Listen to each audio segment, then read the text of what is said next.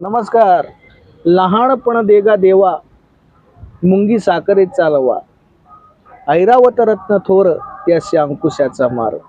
संत तुकाराम महाराजांच्या अभंगातून मला एक सांगायचे की माणसाच्या जीवनामध्ये जर लहानपण आलं तर सर्व अट्टहास पूर्ण केले जातात लहानपणी.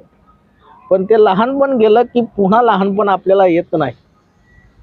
आणि मोठेपणी झालो की त्यावेळेस त्याच दुसऱ्या ओळीचा अर्थ सांगतो, ऐरावत रत्न थोर, त्यासी अंकुशाचा मारा. माणूस कितीही चांगला राहिला तरी सुद्धा त्याला टीकास्त्र किंवा बऱ्याच गोष्टी अशा आहेत की माणूस चुकीचा दाखवला जातो.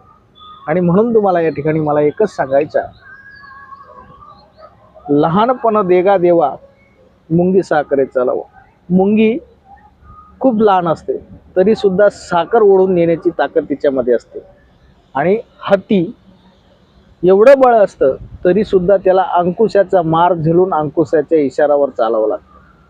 म्हणून तुम्हाला एक गोष्ट सांगतो की तुम्ही काहीही असो, कसेही असलात तरी तुम्हाला सांगतो, जो आनंद आहे तो आनंद तसाच मनात ठेवा.